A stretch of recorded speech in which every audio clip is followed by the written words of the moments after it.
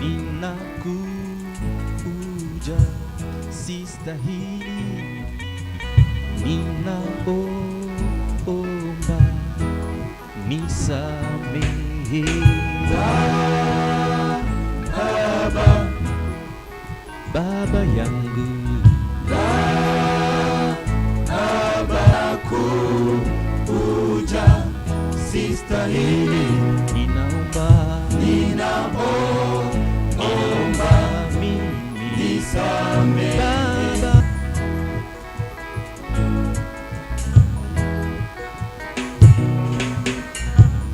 kama vile mwana mpotevu nimejitambua, maovu yangu, dhambi zangu zanisonga sana, ninakuja kwako, sistahili Jehova, ninaomba Baba Mungu nisamehe.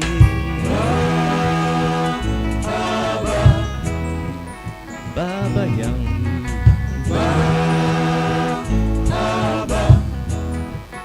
Baba yangu mimi ninakuja, sistahili, ninaomba nisamehe.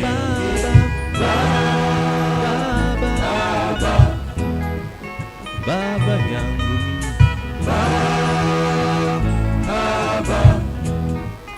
Baba yangu ninakuja, sistahili, ninaomba nisamehe.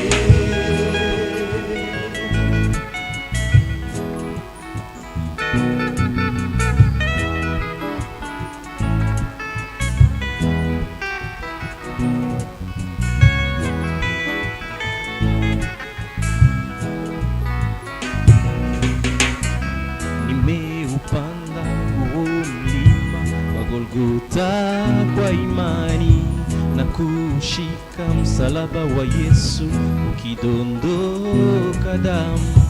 Najua toni moja ya damu ya Mwokozi yatosha kunisafisha, niokoe Baba.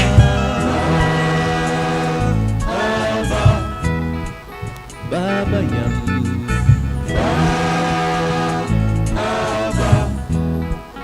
Baba yangu, ninakuja, sistahili, ninaomba nisamehe.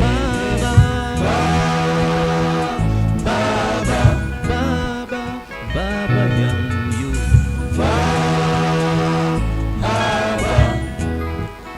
Baba yangu, ninakuja, sistahili, ninaomba nisamehe.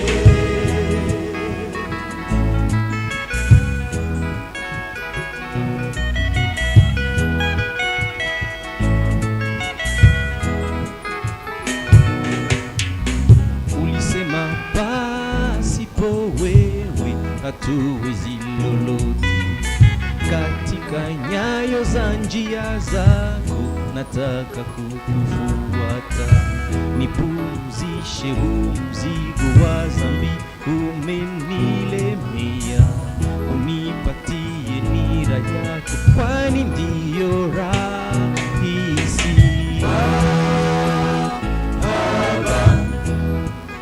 Baba yangu,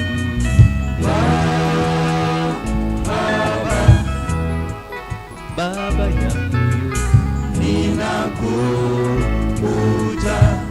sistahili, ninaomba nisamehe.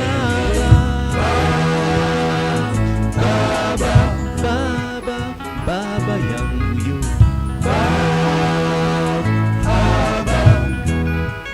Baba yangu, ninakuja, sistahili,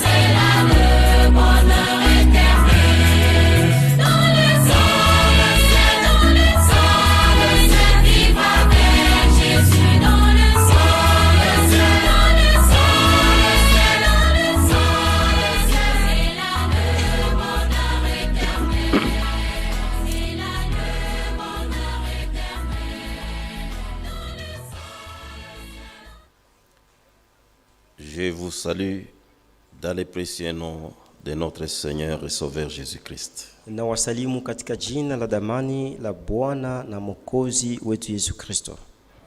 Que la paix, la grâce et la miséricorde du Seigneur soient multipliées pour chacun de nous au nom du Seigneur Jésus-Christ. Amani, neema na rehema zizidishwe kwa kila mmoja wetu katika jina la Bwana wetu Yesu Kristo.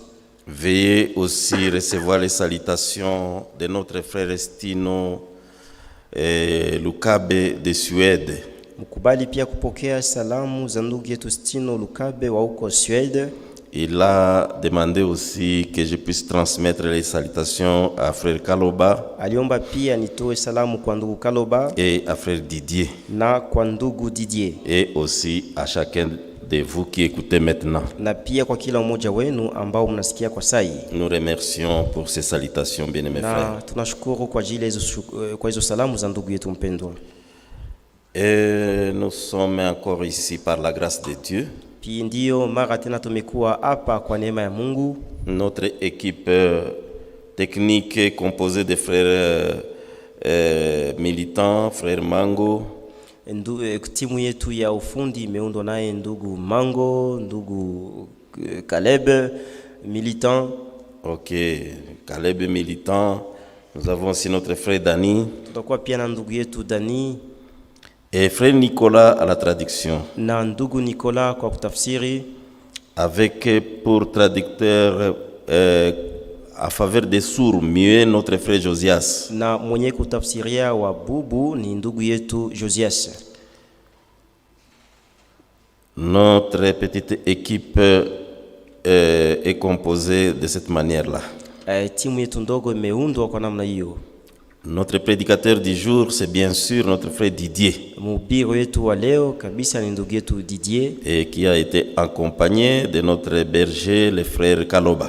Ambaye amesindikizwa na ndugu yetu mchungaji Kaloba. Et aussi de notre diacre, frère Mwindo Shabani. Na pia shemasi wetu Mwindo Shabani.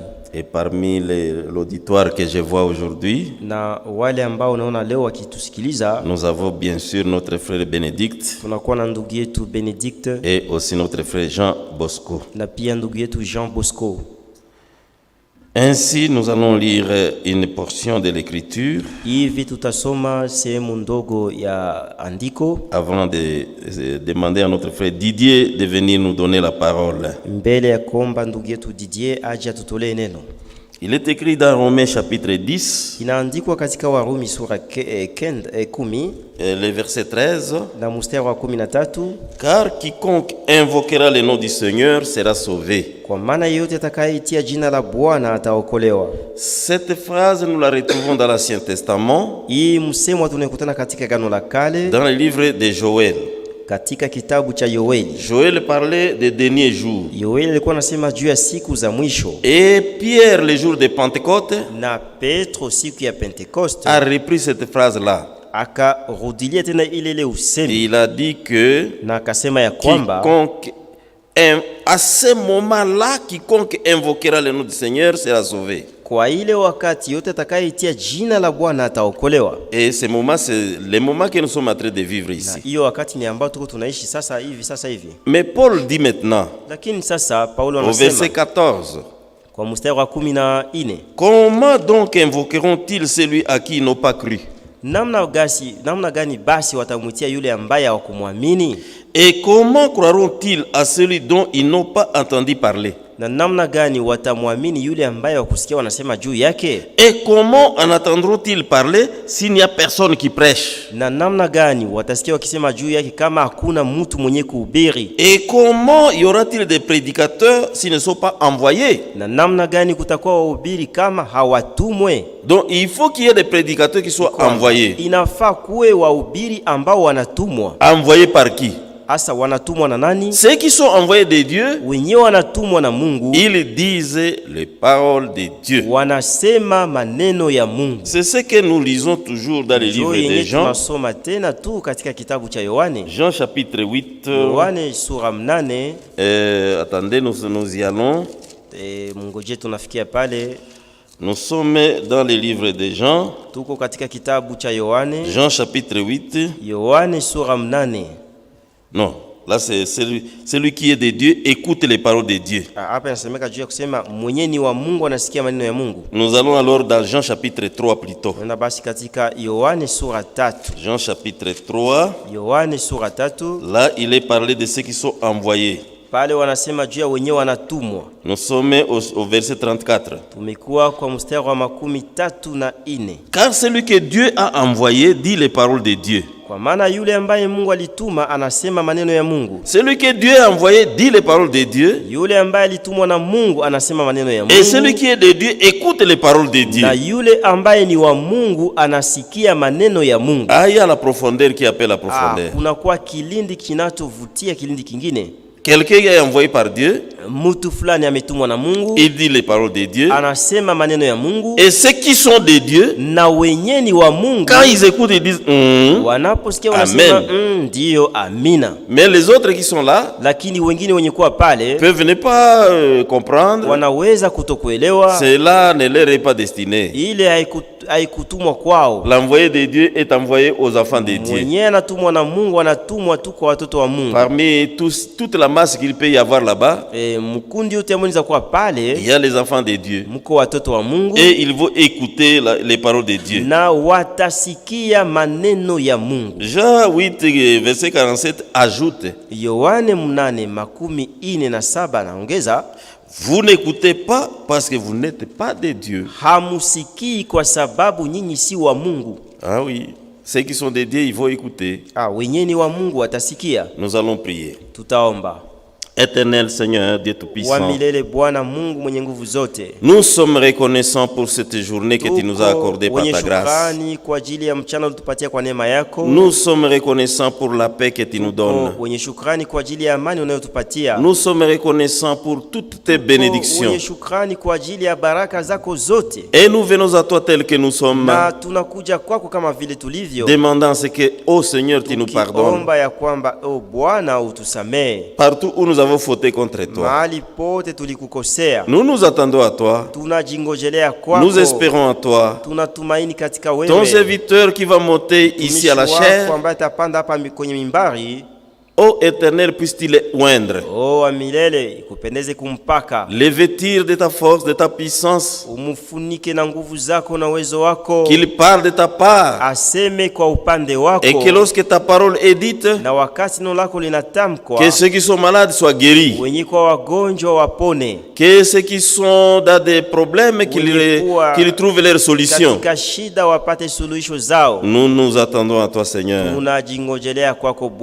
Ta parole sort et agit. Neno lako linatoka na linatenda. Qu'elle puisse encore agir. Mara tena liweze kutenda. Tout pour ta gloire. Yote kwa utukufu wako. Au nom de Jésus-Christ. Kwa jina la Yesu Kristo. Amen. Amen. Nous disons bienvenue notre frère Didier. Tunasema karibu ndugu yetu Didier.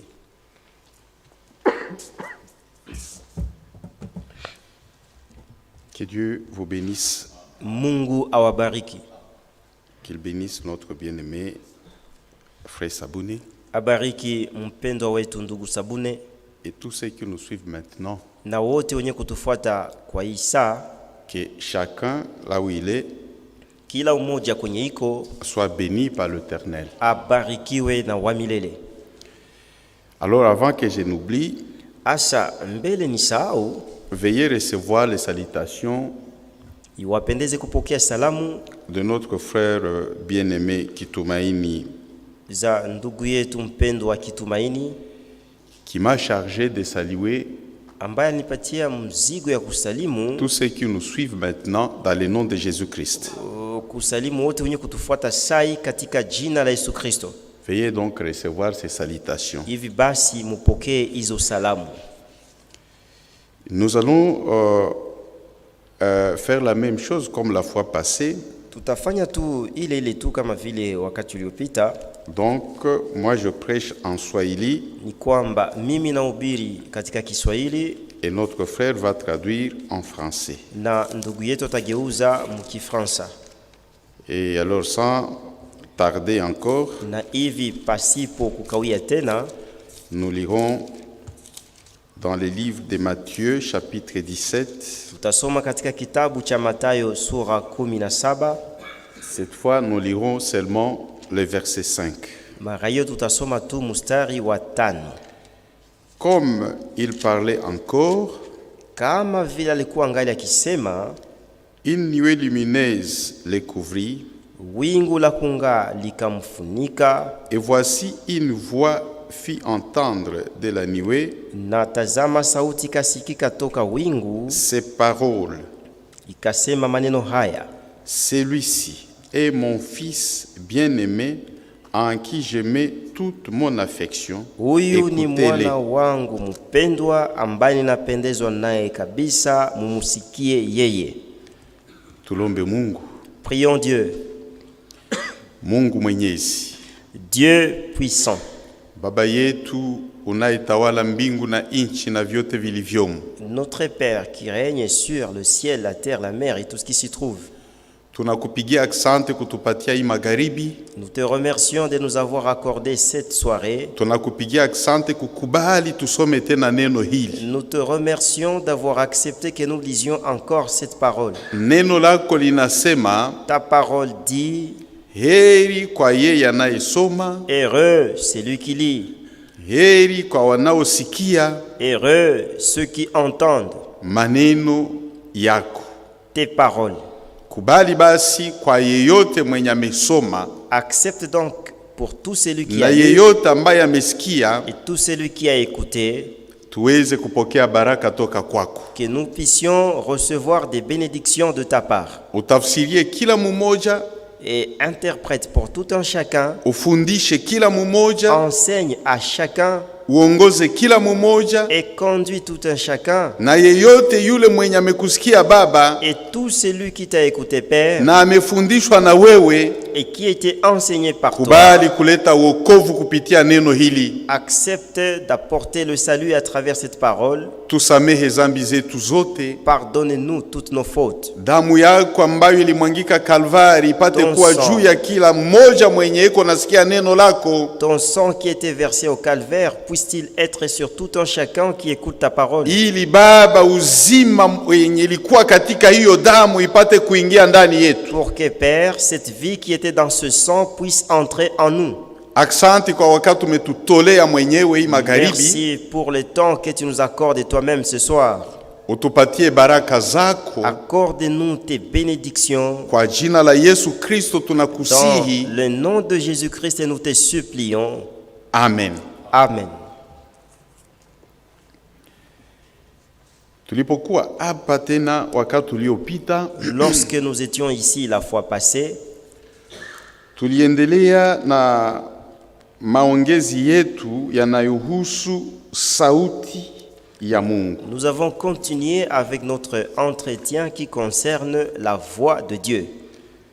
Na hiyo sauti ya Mungu inatuambia tumusikilize Mungu wakati asemapo. Et cette voix de Dieu nous demande d'écouter Dieu lorsque il parle.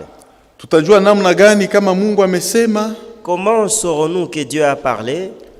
Hii ulizo ilijibiwa tena wakati uliopita. Cette question on y a répondu la fois passée.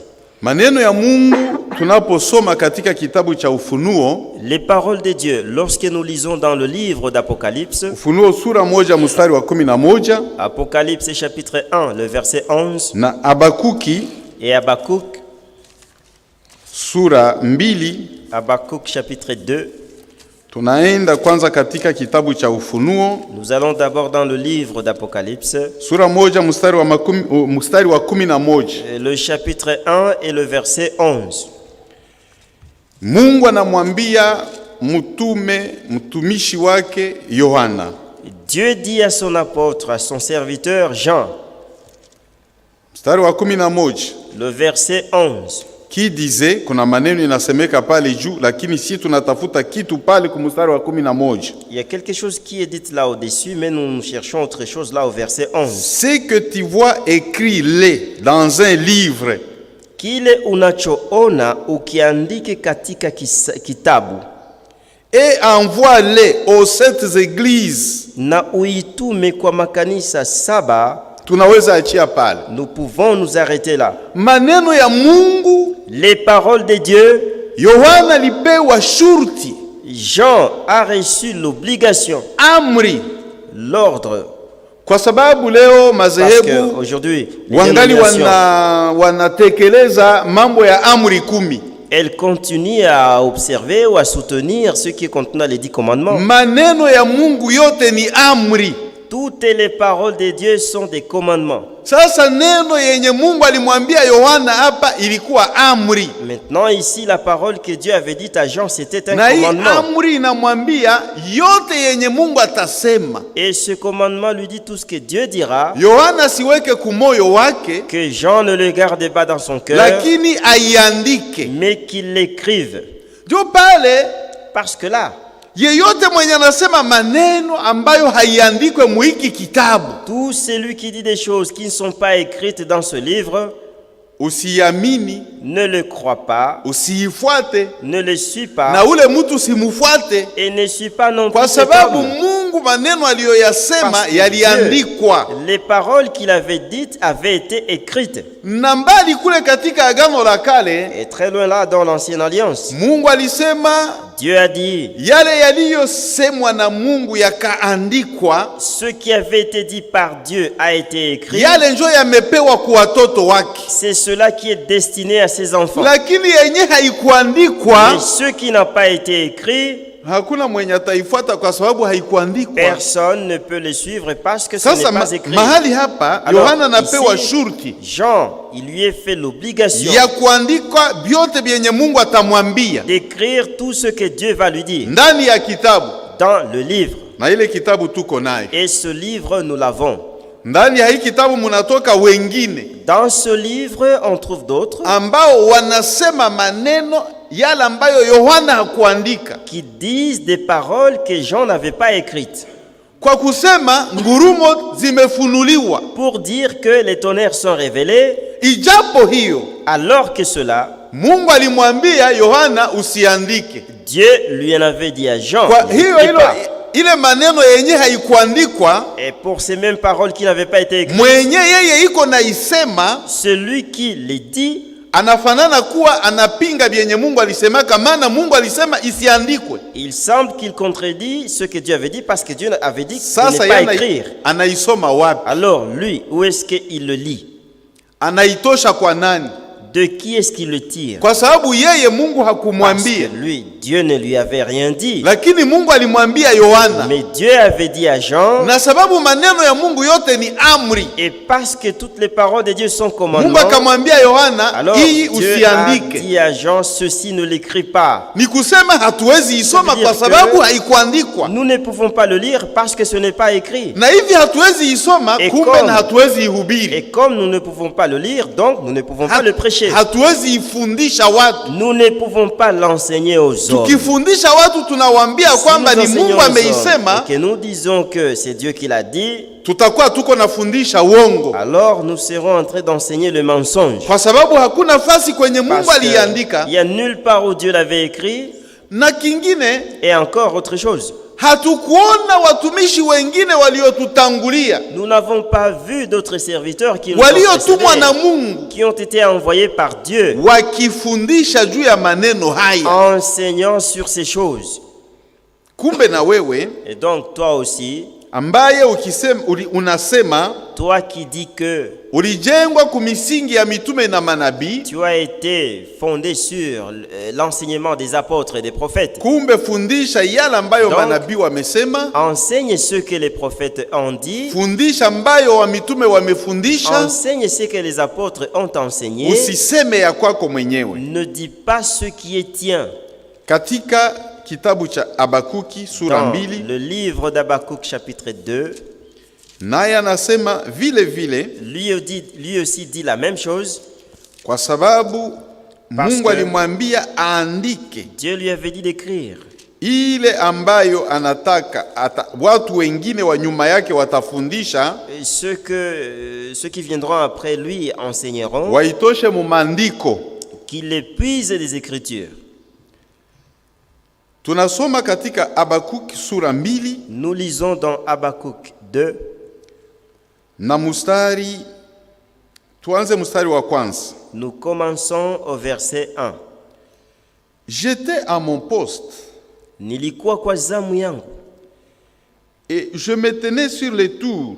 Na nilikuwa nikisimama kwenye mnara. Je veillais pour voir ce que l'Éternel me dirait. Nilikuwa nikikesha ili nione ni nini Bwana atanambia. Et ce que je répliquerai après ma plainte. Na hiyo ambayo nitajibu baada ya manunguniko yangu. L'Éternel m'adressa la parole et dit. Bwana kanijibu akasema. Écris la prophétie. Andika unabii. Grave-la sur les murs, sur les tables. Ulichore kwenye ubao. Afin qu'on la lise couramment. Ili lisomeke kila wakati. Ni kusema maneno ya Mungu yanaandikwa. Que les paroles de Dieu sont écrites. Hata manabii walishurutishwa kuandika maneno ya Mungu. Les prophètes ont reçu l'obligation d'écrire les paroles de Dieu pour que ceux-là qui viendront après eux ne puissent pas apporter de nouvelles paroles parmi le peuple de Dieu. Mais ils apportent les mêmes paroles de Dieu qui avaient été enseignées d'avance. Oui. C'est comme ça. Jésus-Christ, lorsqu'il vient, lorsque nous voyons dans le livre d'Ésaïe, il avait prié que l'on lui donne. Qu'on lui donne le rouleau, voilà, les Écritures donc. Pour que,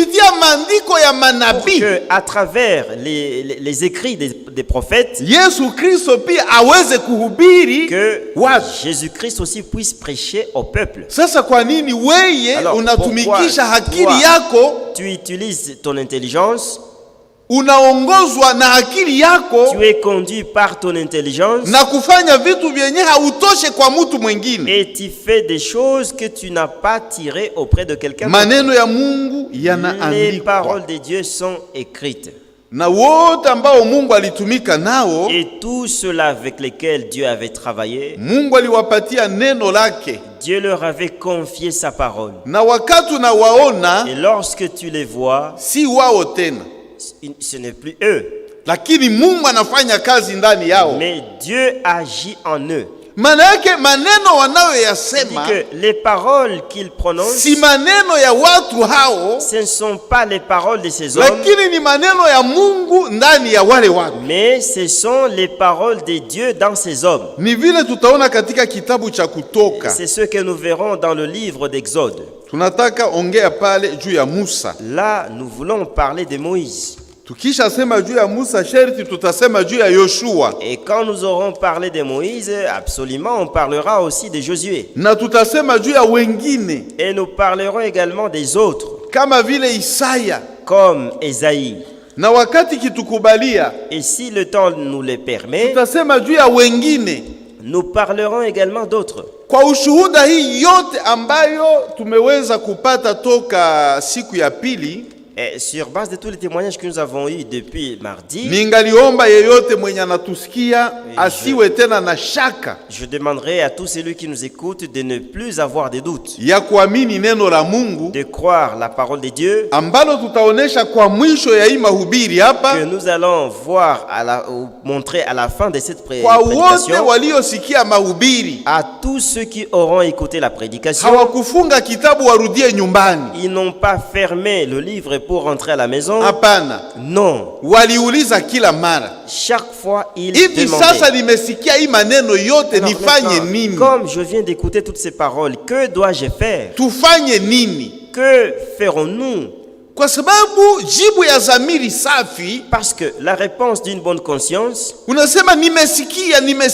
dis j'ai écouté. La réponse de la foi qui est en toi, c'est d'être baptisé. C'est être baptisé.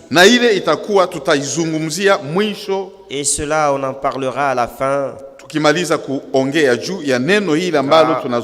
On aura fini à parler de cette parole autour de laquelle nous nous entretenons. Dans le livre d'Exode, 3, le verset 7. L'Éternel dit, Bwana akasema, j'ai vu la souffrance de mon peuple qui est en Égypte, hakika nimeona mateso ya watu wangu walio katika Misri, et j'ai entendu les cris na nimesikia kilio que lui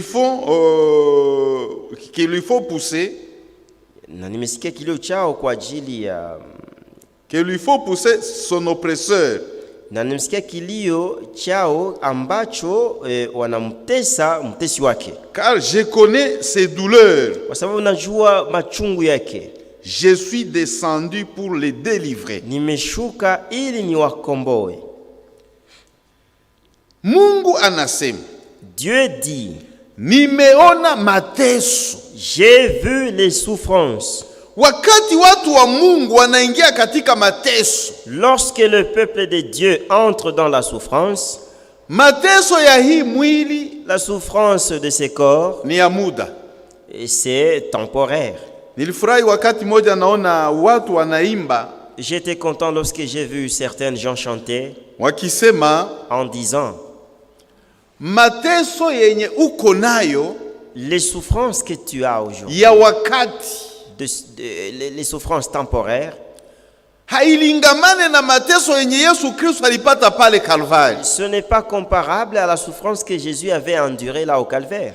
Magumu uko nayo ya wakati, les peines de ce temps que tu as, hailingani na magumu yenye Yesu Kristo alipata pale Calvaire. Ce n'est pas comparable aux peines que Jésus a endurées au Calvaire. Mateso ya wakati, la souffrance temporaire éphémère, magumu ya wakati, les difficultés éphémères. Lakini shida tuko nayo si ya hii souffrance tunataka sema. Le problème que nous avons avec la souffrance dont nous voulons parler, ni magumu, ni shida yenye unakuwa nayo masiku mingi milele kutuseme. C'est le problème que vous avez perpétuellement, disons.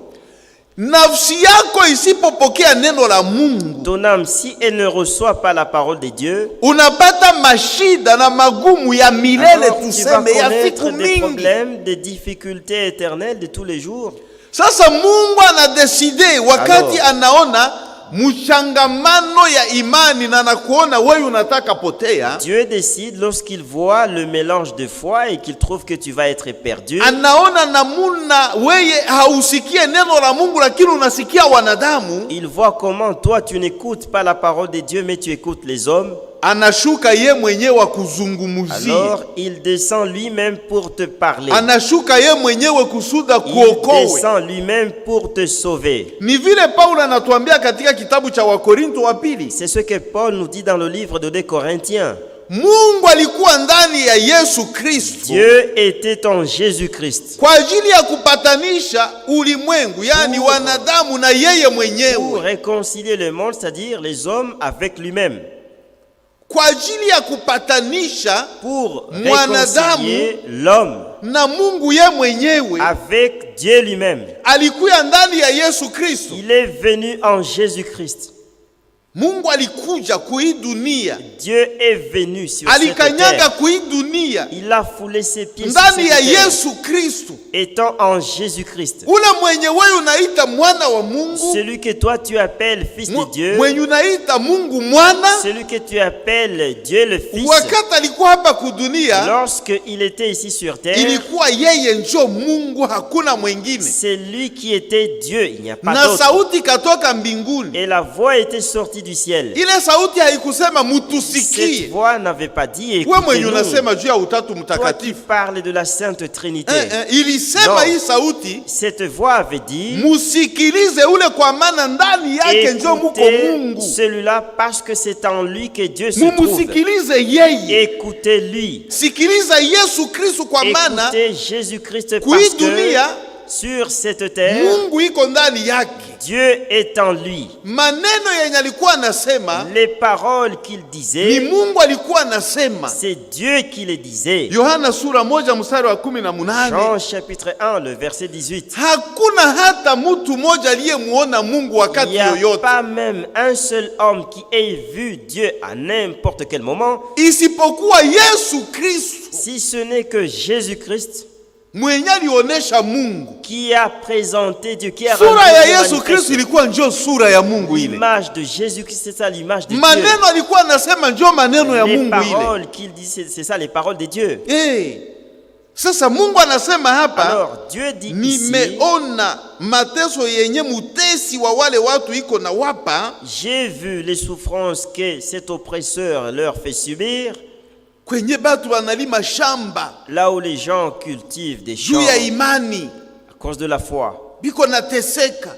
Ils sont en train de souffrir. Kwenye batu wanasomba maji kumbichwa, juu ya imani biko na teseka. Sur les têtes à cause de Mungu la foi, anasema nitashuka mimi mwenyewe. Dieu dit, je descendrai niwaletee neno langu. Je vous apporterai ma parole. Niwaokoe. Je vous sauverai. Yesu Kristo, Jésus-Christ, ndani yake, en lui, Mungu alikuja kusudi apatanishe Dieu mwanadamu est venu pour réconcilier na yeye l'homme mwenyewe avec lui-même.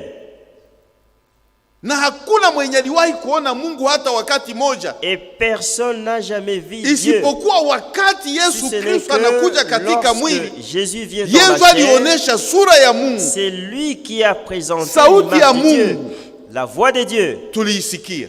Nous l'avons entendu. Tuliona Mungu. Nous avons vu Dieu akitembea muvumbi, marchant dans la poussière. Mungu, Dieu, akisikia njala. Et enfin, Mungu, Dieu, ndani ya Yesu Kristo, en Jésus-Christ, akiponesha wanadamu wenye wanateseka, guérissant les malades qui souffraient. Mungu, Dieu, akinyamazisha zaruba yenye ilikuwa inatesa wanadamu, calmant la mer qui appelait les hommes. Nous avons vu Dieu akikuja kuokoa mwanadamu, venant sauver l'homme, akikuja kusaidia mwanadamu, venant aider l'homme. Mungu alisema, Dieu a dit, Mungu, Dieu. Na wakati Mungu anasema, et lorsque Dieu parle, anatuma, il envoie watumishi wake. Il envoie ses serviteurs. Si Mungu anasema hapa, n'est-ce pas que Dieu dit ici, je suis descendu pour les délivrer nimeshuka ili niwaokoe de la main des Égyptiens. Toka mikono ya Wamisri. Lakini wakati ya kwenda Egypte, mais lorsqu'il faut aller en Égypte, Mungu ndio amekuja kuokoa yeye mwenyewe. Que c'est Dieu qui vienne sauver lui-même. Tunamuona Musa yuko nazungurusha fimbo yake. Ici Moïse en train de tournoyer son bâton. Farao anamuona anasema Pharaon le voit et il dit, mais toi là. Macho ya Farao inaona Moïse sawa mwanadamu. Les yeux de Pharaon voient Moïse en tant qu'un homme. Lakini Mungu alishatia maneno yake ndani ya Musa. Dieu a déjà placé ses paroles dans Moïse. Maneno yenye Musa anasema sasa. Les paroles que Moïse dit maintenant, ce n'est plus lui. Ni hivi asema Bwana. C'est ainsi dit le Seigneur. Hivi mie Mungu niko nasema na nyie. Ainsi moi Dieu, je suis en train de vous parler. Kwa sababu Mungu alishasema atashuka kudunia. Dieu a déjà dit qu'il descendra sur terre. Na ataokoa watu wake kumikono ya Wamisri. Peuple des mains des Égyptiens. Sasa Mungu amekuja. Alors Dieu est venu. Sasa watu wanasema. Et maintenant les gens disent, Mungu anakuya, Mungu anakuya. Tutamuona. On le verra. Et lorsqu'il apparaît, il voit Moïse. Mais il a été bien dit de parler de Dieu. Le verset 12. Dieu dit, Mungu akasema, je serai avec toi. Nitakuwa pamoja nawe. Et ceci sera pour lui le signe. Na hii itakuwa kwa ajili yake alama. Yenye nanihangaisha sana ni ile. Bon, ce qui me préoccupe plus. Sehemu ka kwanza ka mstari wa 12. La première partie. Manake sa Musa alikuwa na kanyanga. Lorsque Moïse Mungu iko pale. Dieu était là. Sa Musa anafungula kitabu.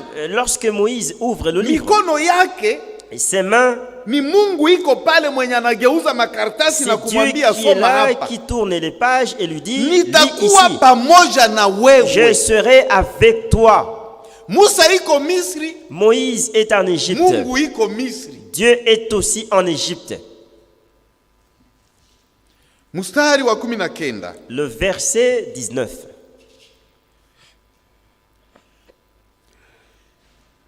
Je sais que le roi d'Égypte ne vous laissera point aller, si ce n'est par une main puissante.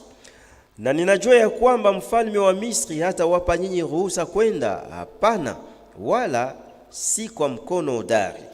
Kama haiko kwa mkono wa nguvu. Ce n'est que par une main puissante. Ndio kusema kumbe Musa hakutoshaka ba Israeli Misri. Moïse n'avait pas fait sortir les Israélites de l'Égypte. Ni mkono wa Mungu ndio ilisukuma batoto ya Israeli batoke Misri. C'est la main de Dieu qui avait poussé les Israélites pour sortir de l'Égypte. Mungu anamwambia mimi najua. Dieu dit, je sais. Ule mwami wa kule hata kubali. Ce roi là-bas n'acceptera pas mutoke, que vous sortiez. Atazuia kwa namna moja, atafanya politike, atatumikisha nguvu. Il va user de la politique, de la force. Mais mkono yangu mie Mungu tabatosha. Ma main, moi Dieu, vous fera sortir. Wende na unajua kama va tout en sachant que utapita muvita. Tu connaîtras des combats. Batumishi ya Mungu yote balipita kuvita. Tous les serviteurs de Dieu ont été combattus. Ikiwa nyie wapendwa ndugu watumishi wa Mungu munapiganishwa, frères serviteurs de Dieu, vous êtes combattus. Haiko tusome mandiko tuone. Lisons les écritures et voyons. Ni nani alitumikia Mungu katika uhuru iko mu boulevard? Qui est-ce qui a servi Dieu dans toute la liberté sur un boulevard? Hakuna. Il n'existe pas. Musa alipata matatizo. Moïse a été persécuté. Kwa namna angefanya ishara, en sorte qu'il pouvait faire des miracles. Shetani naye anafanya ishara. Satan aussi faisait d'autres miracles. Sasa juu ya nini leo? Alors, pourquoi aujourd'hui? Tukisikia kama mahali fulani waliombea mtu akapona, lakini wale watu hawaamini. Si nous écoutons dire que quelque part on a prié pour un malade, il est guéri, mais là on ne croit pas.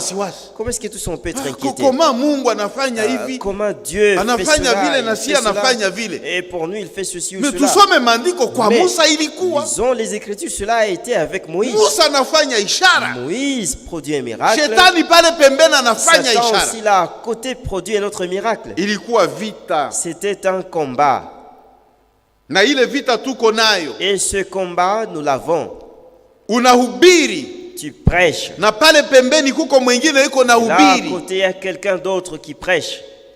Na pengine anatumikisha maandiko yale yale. Peut-être qu'il utilise les mêmes écritures. Vitabu vyenye uko navyo na mahubiri ya nabii ile ile. Et la prédication du prophète, c'est les mêmes brochures du prophète. Lakini unaona ndani yako kwa sababu Mungu iko na kuzungumzia. Tu sens en toi parce que Dieu est en train de te parler. Unaona kwamba wale watu wako napotea. Tu trouves que ces gens sont en train de se perdre.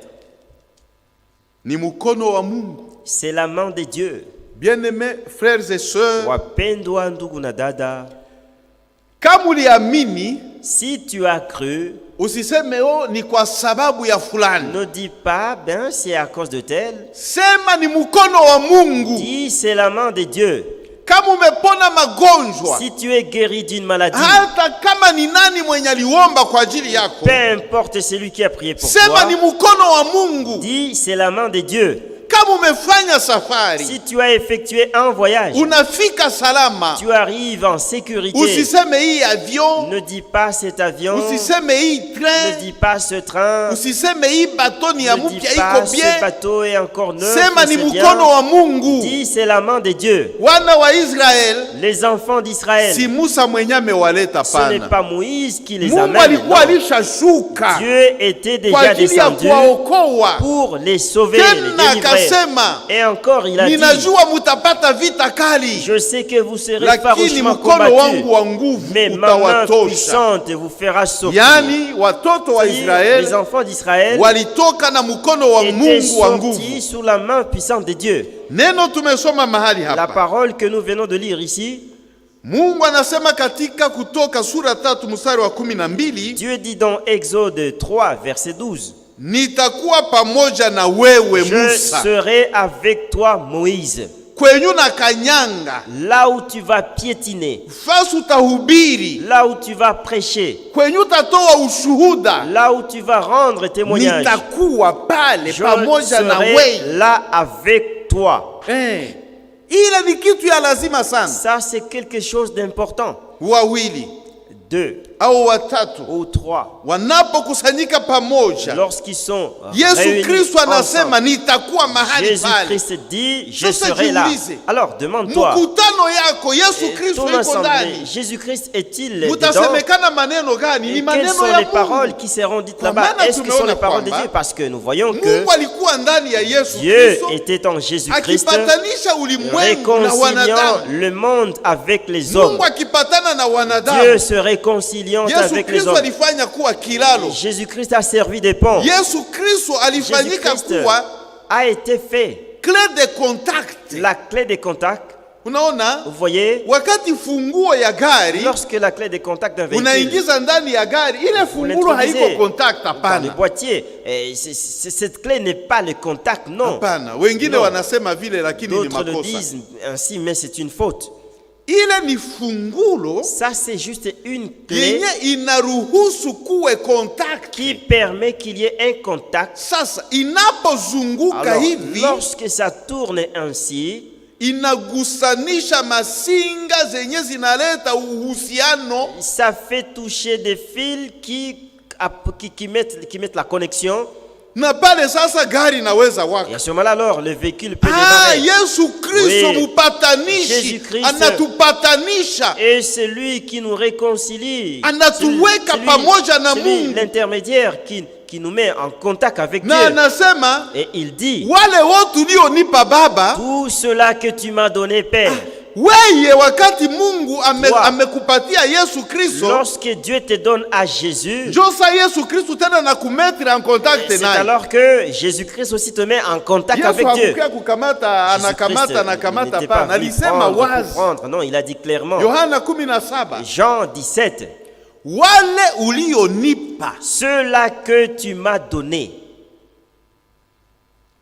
Maana yake mwamini mwenye iko Ça hapa, veut dire que le croyant qui est ici, Mungu alikuwa na mjua tokea Dieu zamani, le connaissait depuis les temps anciens na akamtwala akamutia kumikono. et l'avait pris et Ya l'avait Yesu placé Kristo. entre les mains de Jésus-Christ. Yesu Kristo naye anasema hivi, Jésus-Christ lui aussi dit ceci, wenye ulinipa ceux que tu m'as donnés, niliwatakasa. je les ai sanctifiés. Maana yake alikuja Ça veut dire yeye que bale lui, benye il Mungu est venu, alimupa ceux-là que Dieu lui a donnés, kusudi il est abatakase, venu pour les sanctifier alafu abapatie Mungu, et enfin pour les Mungu confier abatie encore à kashe Jésus, yake à Dieu pour que Dieu puisse les Roho sauver Mtakatifu. du Saint-Esprit. Amen, Amen. haleluya. Alléluia. Ni vile Et c'est comme ça. wale ulionipa. Ceux-là que tu m'as donnés. Sasa Maintenant, Mungu iko ndani ya, alikuja ndani ya Yesu Kristo Dieu est venu en Jésus-Christ apatanishe pour réconcilier mwanadamu na Mungu. l'homme avec Dieu. Unaona installation ya baelektricien, Vous voyez l'installation des électriciens wanapoweka masinga lorsqu'ils font l'installation na wanaweka interrupteur. et qu'ils placent quelque part un interrupteur. Unapogusa ile interrupteur, Lorsque vous appuyez sur l'interrupteur, ikiwa hakuna shida, s'il n'y a pas de problème, tala inawaka, automatiquement la lampe s'allume. na ukigusa tena Et inazimika. si tu appuies encore, ça s'éteint. Kukuwa na uhusiano. Être en connexion. Alikuja Il est venu ndani ya Yesu Kristo en Jésus-Christ ili aweke en contact pour qu'il puisse mettre en contact mwanadamu na Mungu. l'homme et Dieu. Amen.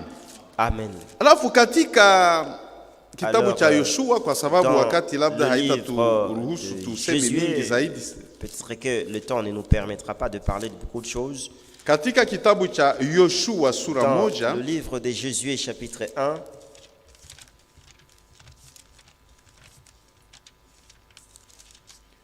Yoshua sura moja, Josué chapitre 1, tunasoma mstari wa kwanza. nous lisons le premier verset. Après la mort de Moïse, serviteur de l'Éternel, Baada ya kufa ya Musa mtumishi wa Bwana, l'Éternel dit à Josué, fils de Nun, serviteur Bwana. de Moïse, Bwana akamwambia Yoshua mwana wa Nun, mtumishi wa Musa, Moïse mon serviteur est mort. Musa mtumishi wangu amefariki. Unasikia? Vous écoutez? Mungu, Dieu, anakuja kumwambia Yoshua, il vient dire à Josué, Musa mtumishi wangu. Moïse mon serviteur. Mtumishi maana yake nini? Qu'est-ce que c'est un serviteur? Mwenye mimi natumikisha mie. Vous comprenez? Celui que j'utilise moi. Est-ce que mnaelewa? Musa mtumishi wangu. Moïse mon serviteur. Maana yake nini? Ça veut dire quoi? Ule mwenye mimi natumikishaka wakati anasema ni mie, wakati anatembea ni mie. Lorsqu'il marche c'est moi, lorsqu'il parle c'est akitoa moi. unabii ni mie. S'il donne une prophétie c'est moi. Ule mwenye mimi natumikishaka, celui que j'utilise, amekufa. Il est mort.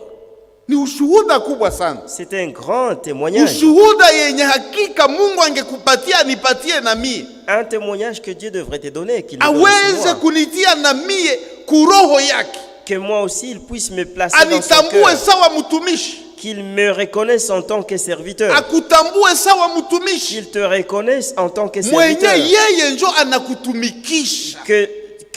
Qui lui-même t'utilise. Kunaenda omba. Toi quand tu vas prier. Juu ya mgonjwa. Pour un malade. Unaomba kwanza pesa. Tu demandes d'abord l'argent. Kusema wewe unatumikia pesa mais hautumikie Mungu. Ça veut dire que toi tu sers l'argent mais tu ne sers pas Dieu. Ukihubiri. Si tu prêches. Macho yako ni kupesa. Tes yeux sont seulement fixés sur l'argent. Manaki wewe uko mtumishi wa pesa mais hauko mtumishi wa Mungu. Tu es un mercenaire mais tu n'es pas serviteur de Dieu. Mungu. Servir Dieu. Kutumikia Mungu. Servir Dieu. Shuhuda kabambi sana. Moïse mon serviteur est mort. Musa mtumishi wangu amekufa. Maintenant, lève-toi. Sasa simama. Passe ces jours passe les Jourdains, toi et tous ces peuples.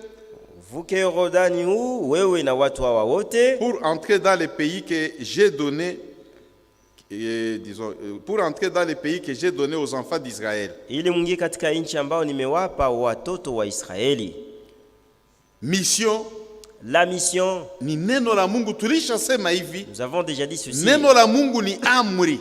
La parole de Dieu est un commandement. Sasa banamwambia Josué, lève-toi. On dit à... Ile maulizo sasa inatoka kwa shetani yenye unaanza uliza. Elles viennent de Satan. Mungu amesema mutavuka Yordani. Vous traverserez le Jourdain. Sasa utaanza jua sasa tukivuka bitakuwa. Alishasema mutafika mwinchi ya ahadi. Il a déjà dit vous arriverez dans le pays des promesses. Basi hakuna tena maulizo. Ile ni amri. Il n'y a plus de questions, ça c'est un commandement. Sijui nijifasirie namna gani. Je ne sais pas comment est-ce que je peux. Lakini katika kitabu cha Mwanzo. Mais dans le livre de Genèse. La terre était informe et vide. Dunia ilikuwa haina umbo na ilikuwa utupu. Tunajua sie bote kwa watu walisoma kama kuna kuwaka quelques formes bon hatutasema zote. Lakini kuko rectangle, il y a la forme rectangulaire, kuko carré, il y a la forme carré, kuko triangle, il y a la forme triangulaire, kuko trapèze, il y a la forme en trapèze. Kwa gisi zile maforme zote zilishaka kwa sasa. Ulimwengu haikukuwaka hata. La terre elle n'avait aucune forme. Elle n'avait aucune forme. Mungu hakuangaje ba maçon Dieu n'avait pas engagé des maçons pour qu'ils viennent faire la maçonnerie. Neno lake, sa parole. Sawa hii yenye anamwambia Yoshua, neno lake à Josué, sa parole. Lilipita linaweka dunia katika muraba fulani. Elle a directement donné à la terre une certaine forme. Neno lake, sa parole. Ijapo ulimwengu ulikuwa unafunikwa na giza. Bien que la terre était couverte de na roho ya Mungu ilikuwa inabakia juu ya vilindi vya maji. Et que l'esprit de Dieu se mouvait au-dessus de la profondeur des eaux. Neno moja, une seule parole. Nuru iwe. que la lumière soit. Na nuru ikawa. Et la lumière feu. Kwa sababu ile neno ni amri. Et parce que cette parole est un commandement. Na hakuna kitu kinaweza shimama mbele ya neno la Mungu. Et rien ne peut subsister devant la parole de Dieu. Neno yenye nageuza dunia. La parole qui transforme, qui change le monde, la terre. Neno yenye natosha giza inaweka nuru. La parole qui fait fuir les ténèbres, qui apporte la lumière. Kisha neno inasema. Et après la parole dit. Maji kusanyike mahali pamoja. Que les eaux se rassemblent en un seul lieu. Na ngambo zingine zote zibakie nchi kavu. Et que d'autre part restent des terres sèches. Maji kaanza kusanyika yo peke. Et les eaux ont commencé à se rassembler. Amri ya Mungu. Le commandement de Dieu. Sasa wakati mwanadamu wanamwambia Mungu alisema, unaona na ikamata na udhaifu. Vous trouvez quelqu'un le prendre à la légère. Mimi nashangaa kama huyu mwanadamu anasomaka Biblia. Alors je me demande, est-ce que cet homme ici lit la Bible? Fasi dunia budongo maji inatii neno. Obéissent à la parole. Lakini wewe unakataa kabisa. Mais toi tu refuses vraiment. Maneno ya Mungu inakwambia wewe unakatala. Les paroles de Dieu te parlent et toi tu refuses. Unataka kupatana na Mungu namna gani? Alors comment veux-tu te réconcilier avec Dieu?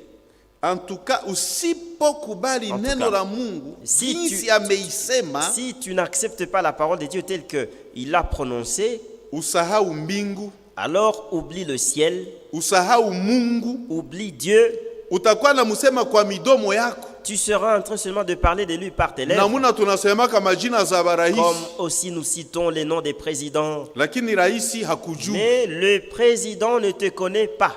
Unataya falme zote. Tu cites tous les royaumes. Lakini wenye zile falme hawakujui. Mais les propriétés de ce royaume ne te unatamania kukamu mugini fulani.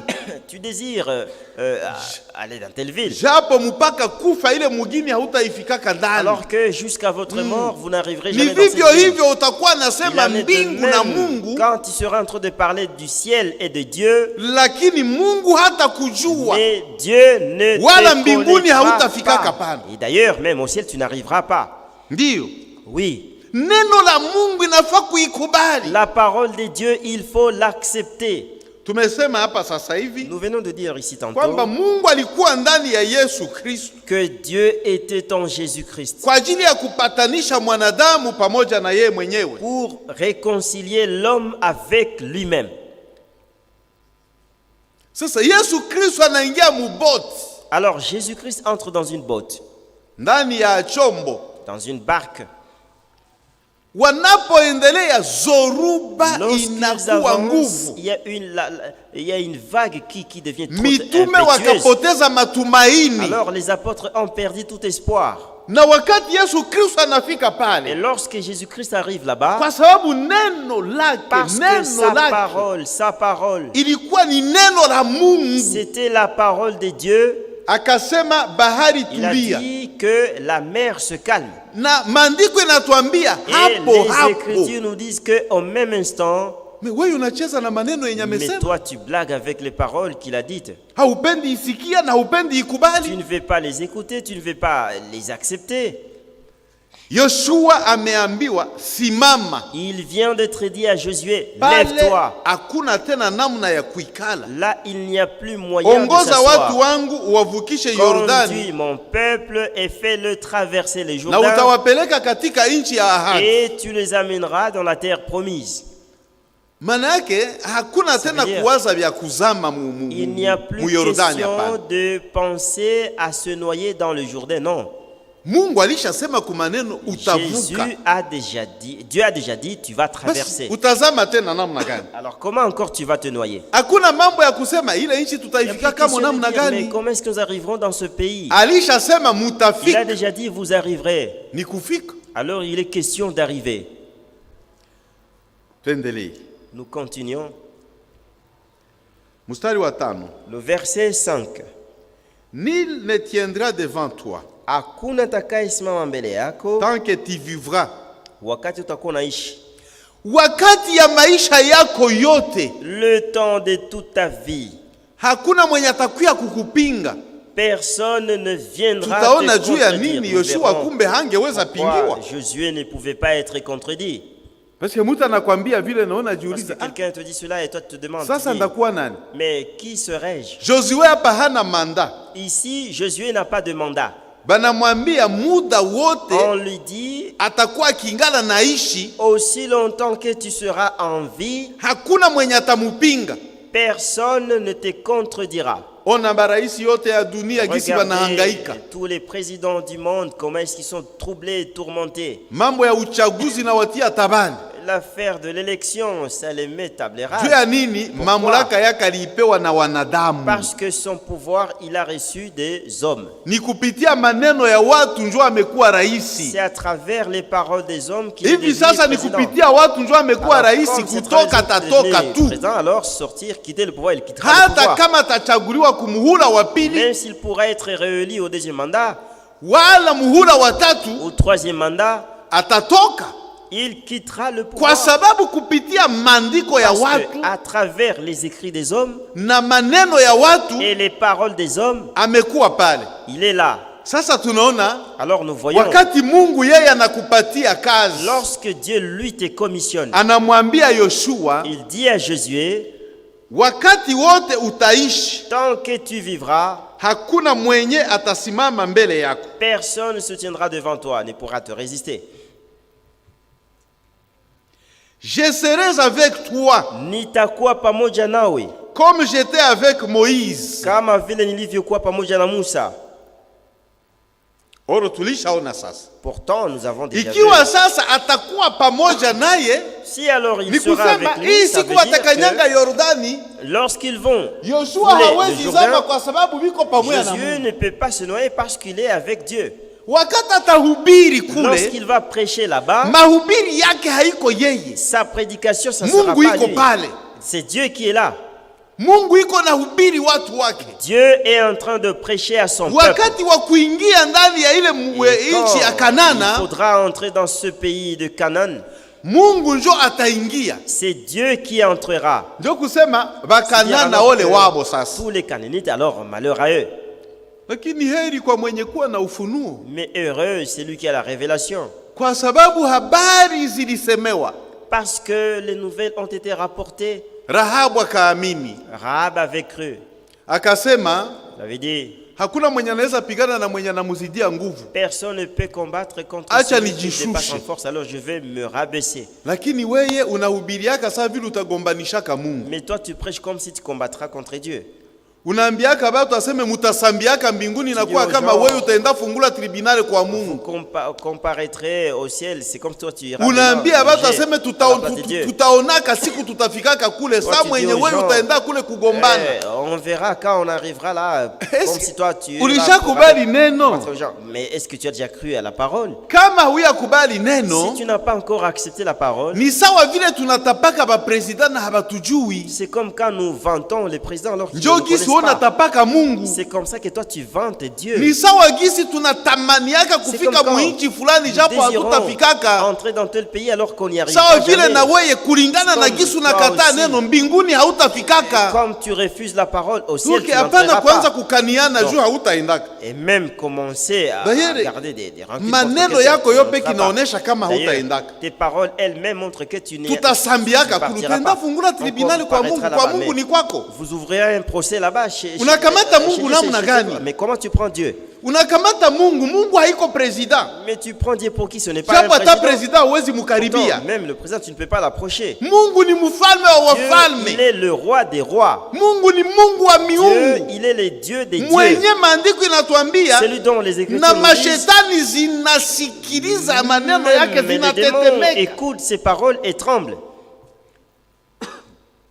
Mashetani zinatetemeka, Les meweye démons tremblent. Mais toi, kila mara unasema chaque fois tu dis, tutaoneshanaka saa tunafika kule, se utaenda montrera quand on gombana kule arrivera kwa là-bas. Mungu ni kwako. mais tu iras te Tuone battre kama là-bas. Est-ce que maneno là-bas, c'est yako chez yo toi? peke inaonesha kama Mais tu vois hautaendaka toi-même kule. que tes paroles elles-mêmes montrent que tu n'entreras pas là-bas. Unaweza kutokwenda kule kwa sababu Tu peux ne pas aller là-bas parce que masemi yako yo tes peke paroles haiko masemi elles-mêmes ya ce batu ya ne sont pas Mungu. les paroles des hommes de Dieu. Haiko masemi ya batu ya Ce ne Mungu. sont pas les paroles des Oh hommes là de là, Dieu. Oh là là. wakati unaenda Le temps file.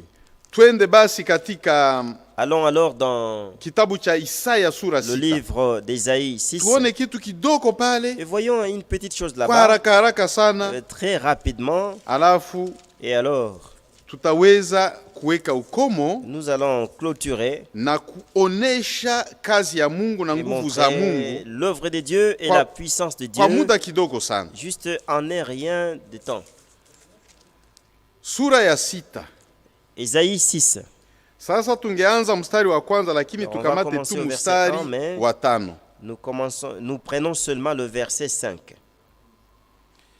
Alors j'ai dit, malheur à moi, je suis perdu, car je suis un homme dont les lèvres sont impures, et j'habite au milieu d'un peuple dont les lèvres sont impures, et mes yeux ont vu le roi, l'Éternel des armées. Na nilisema, ole wangu, kwa maana nimepotea, kwa sababu mimi ni mtu mwenye midomo michafu, na ninakaa katikati ya watu wenye midomo michafu, kwa sababu macho yangu yameona mfalme, Bwana wa majeshi. Mais l'un des séraphins vola vers moi, tenant à la main une pierre,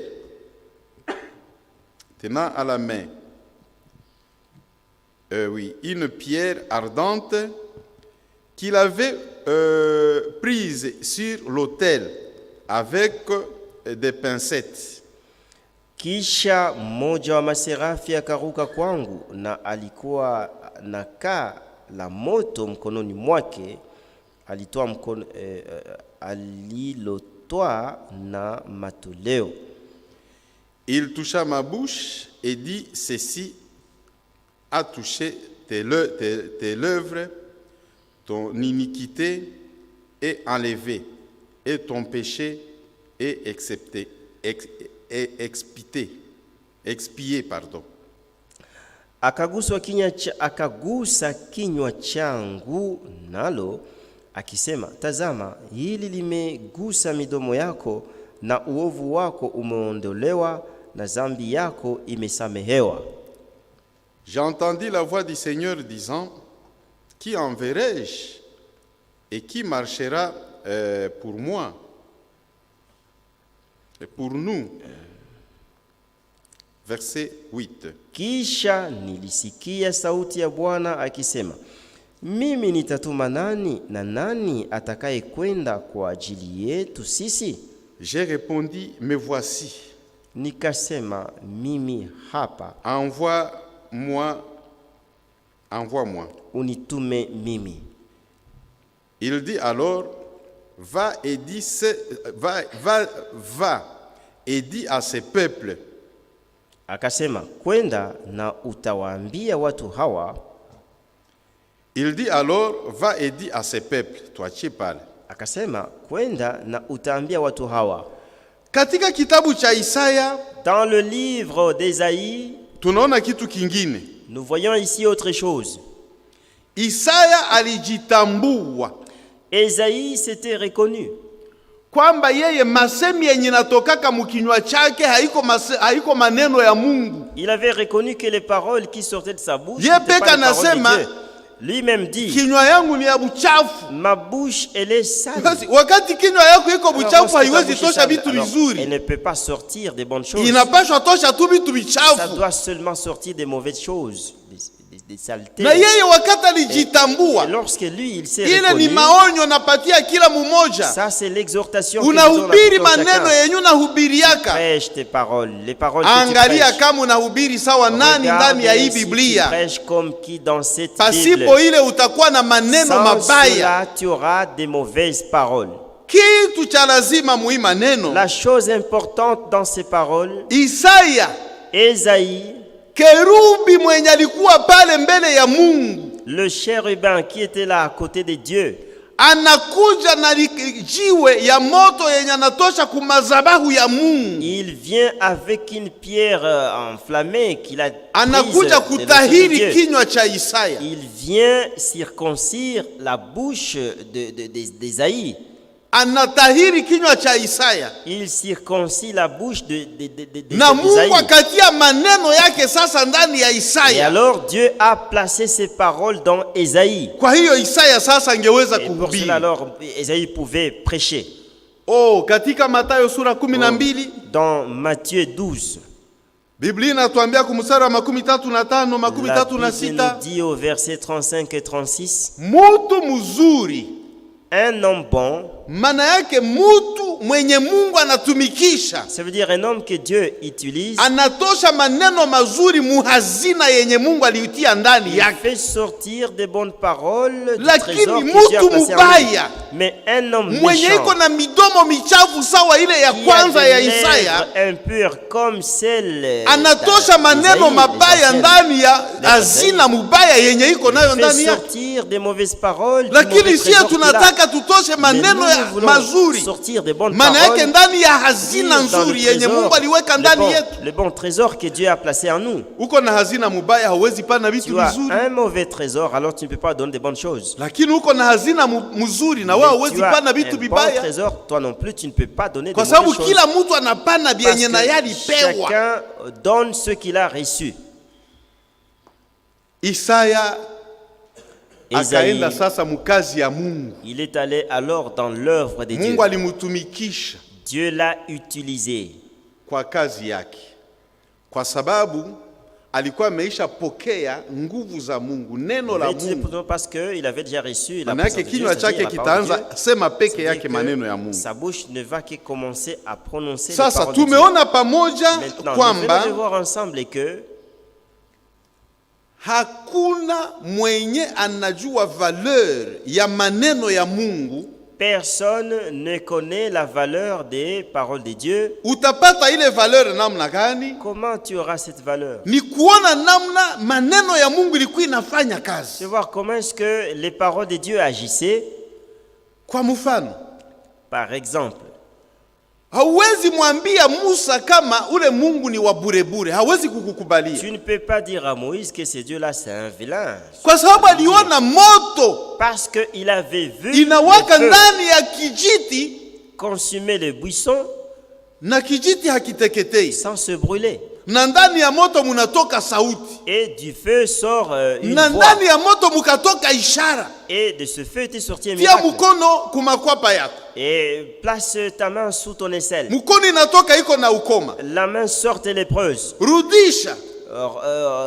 Mukono inaisha ukoma. Et la main est sanctifiée. Unaona kama Musa, wewe unaweza kuja kusimama mbele yako mwambie ule Mungu mutagombana na Musa. Tu peux venir devant Moïse et lui dire mais ce Dieu là il n'est pas maneno ya Mungu. Allez combattre. Mais les paroles de Dieu, ukichukua na hali yake, si vous les prenez dans leur état, huwezi kataa kama wanakuambia Mungu ni mmoja. Si on te dit que il n'y a qu'un seul Dieu. Na wewe unasema ni batatu. Et toi tu dis qu'il y en a lakini hauyawahi kuonesha ni batatu kwa namna gani na kwa njia gani. Comment ils sont trois et par quel moyen ils sont trois. Na kwa huyu Mungu mmoja ambaye Paulo anatuhubiri anasema hivi. Paul nous prêche kuna imani moja tu. Il n'y a qu'une seule Mungu mmoja tu. Un seul Dieu. Na ubatizo moja tu. Et un seul baptême. Na kwa njia ya hii neno tunasema ile neno. Parole, nous disons que cette parole. Ndio iligeuza dunia yenye ilikuwa haina umbo. Qui n'avait pas de forme, dunia yenye ilikuwa inajaa maji, qui était plein d'eau, kwa neno maji na kauka, par la parole les eaux avaient ndani séché, ya zoruba, dans la vague, kwa neno zoruba inaisha, par la parole la vague s'arrête. Katika ile neno muko imani hii moja. Dans cette parole il n'y a qu'une seule na foi. Muna ubatizo moja. Et il n'y a qu'un seul baptême. Na katika kitabu cha Yuda, et dans le livre de Jude, wanatuambia tupiganie imani moja tu. On nous demande de combattre pour yenye une seule foi. wote que tous les saints, tous les saints, tumesoma bote humu, tous ceux-là que nous venons de lire ici, na imani moja. Ils n'avaient qu'une seule foi. Na tunaona wote waliobatizwa et nous voyons que tous ceux qui ont été baptisés, jina la Bwana Yesu ils ont été baptisés dans le nom de Jésus. Wewe mwenyewe ungali ulibatizwa mujina la Baba, Mwana, Roho Mtakatifu. Baptisé dans le nom du Père, du Fils et du Saint-Esprit. Ningekwambia usikie neno la Mungu. Je pourrais te dire d'écouter la parole de Dieu. Sikia sauti ya Mungu. Écoute la voix de Dieu. Fuata yenye Mungu amesema. Suis ce que Dieu a dit. Na yenye Mungu amesema imeandikwa. Et ce que Dieu a dit est écrit. Katika Matendo ya Mitume sura 2, Actes des Apôtres chapitre 2, mstari wa 37, le verset 37, waliposikia mahubiri ya Petro, lorsqu'ils ont écouté la prédication de Pierre, wakabatizwa, ils ont été baptisés katika jina la Bwana Yesu Kristo, dans le nom du Seigneur Jésus-Christ. Philippe, alipohubiri ule towashi, lorsqu'il a prêché à cet eunuque, akabatizwa katika jina la Bwana Yesu Kristo. Il a été baptisé dans le nom du Seigneur Jésus-Christ. Paul, alipotoka kule mingine ya juu akafika Atene, les hautes montagnes qu'il est arrivé à Athènes, akahubiri, il a prêché. Watu yapata 19 à peu près 19 personnes katika jina la Yesu ont été Kristo. baptisés dans le nom de Jésus-Christ. Ningekuuliza katika haya yote, je pourrais te demander dans tout ceci, ulibatizwa sawa na nani? Et tu as été baptisé comme na unabatizaka sawa na nani ndani ya hii andiko tumesoma? Qui au regard des écritures que nous venons de lire, je te demanderai d'écouter la parole de Dieu na ulifuate, et que tu la suives. Mungu awabariki. Que Dieu vous bénisse katika jina dans le nom la Yesu Kristo, de Jésus-Christ. Mahali kote kwenye muko, partout où vous êtes, hakika ninaombea baraka kwa Mungu. Certainement je vous déclare, Mungu awabariki sana. Je prie que Dieu vous bénisse richement. Mungu abariki mtumishi wake. Que Dieu bénisse son serviteur. Mungu abariki kila yeyote anayekubali baraka za Mungu. Que Dieu bénisse tout celui qui accepte les bénédictions de Dieu. Amen. Nitasema pale. Oui, je dirais là. Kila mtu anaweza sema Mungu akubariki. Tout le monde peut dire que Dieu te bénisse. Mungu gani sasa? Alors, que quel Dieu te bénisse. Mungu wetu mwenye anatubarikiaka. Notre Dieu qui nous bénit. Alivala mwili. Il a porté un corps. Jina lake ni Bwana Yesu Kristo. Son nom c'est Seigneur Jésus-Christ. Alléluia. Alléluia. Nashukuru Mungu sana. Je remercie tellement Dieu. Kwa maneno yote yenye tunatoka kusikia. Pour toutes les paroles que nous venons d'écouter. Na pamoja na ile. Et avec cela. Kuna neno moja enye nita bon si vema kurudia mu mahubiri. Bon, c'est pas bon de revenir dans la prédication. Le Saint-Esprit nous a déjà parlé. Lakini ninataka kusisitiza tu kitu kimoja. Je voudrais seulement insister sur une chose. Wakati Yoshua aliambiwa ya kwamba lorsqu'il a été dit à Josué que hakuna mwenye atasimama mbele yako, que personne ne pourrait résister devant lui wakati yote utakapoishi, aussi longtemps que tu seras en vie. Naamini ya kwamba kila mmoja wetu, je crois que tout un chacun de nous, wakati uliposikia ile, lorsque tu as écouté cela, tu as dit Yoshua aliambiwa kitu kizuri kweli. Mungu anamwambia vile. Dieu lui dit cela. Lakini mimi na wewe, mais toi et moi, Mungu anatuambia, Dieu nous dit katika Waebrania sura yake ya 13, dans Hébreux 13, mstari wa 5 wa 6, verset 5 et 6, anasema sitakuachilia. Il dit je ne t'abandonnerai pas. Je ne te délaisserai point. Voilà. Et je ne t'abandonnerai point. Sitakuachilia na sitaku, bon, en fait c'est la même chose. Sitakuachilia kamwe. Kamwe. Donc uko pale. Donc tu es là. Unajua kwamba Mungu hatakuachiliaka kamwe. Tu sais que Dieu ne t'abandonnera point. Wewe ndio unaweza muachilia. C'est toi qui peux l'abandonner. Ukimwachilia basi kazi yako. Alors si tu l'abandonnes, tant pis pour toi. Okay, tunaalika ndugu yetu mpendwa. Oui, nous invitons notre bien-aimé frère. Mchungaji Kaloba. Le berger Kaloba. Afike atuombe Mungu. Qu'il vienne prier pour nous Dieu. Tunapotaka kuondoka. Pendant que nous voulons rentrer. Na pale atatuambia tuende na salama ya Bwana. Et en même temps, il nous dira de partir dans la paix du Seigneur.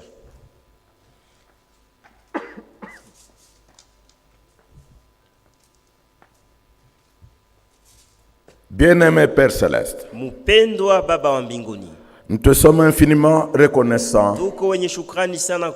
pour la parole que nous venons d'écouter. Il est écrit dans la Bible ce qui est révélé pour vous et pour vos enfants, pour que vous sachiez comment obéir à Dieu. Et cela, Seigneur, c'est ce que nous venons d'écouter. La parole de la Bible a été révélée pour nous et pour nos enfants. Seigneur, que la vérité seule entre dans nos cœurs et que tout mensonge puisse être jeté loin de nous.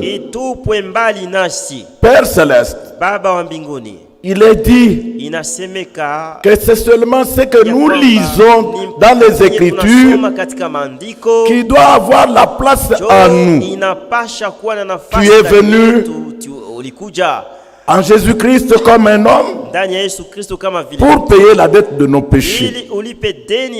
Et sur la croix, tu as demandé le pardon de tous nos péchés et nous croyons en ce pardon-là pour nous et pour nos enfants. Bénis ton serviteur. Bénis pasteur Sabouné qui a présidé, et bénis tout ton peuple à travers le monde entier.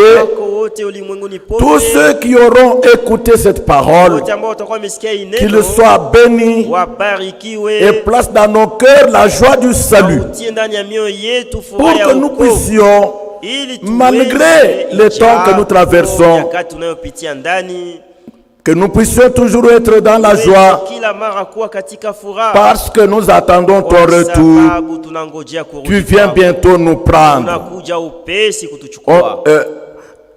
Enlève toutes les distractions, que nous puissions demeurer fermes.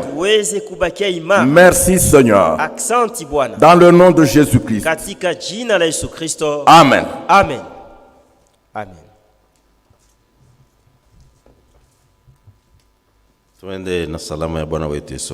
Partons avec la paix de notre Seigneur Jésus-Christ. Que sa grâce nous accompagne. Amen.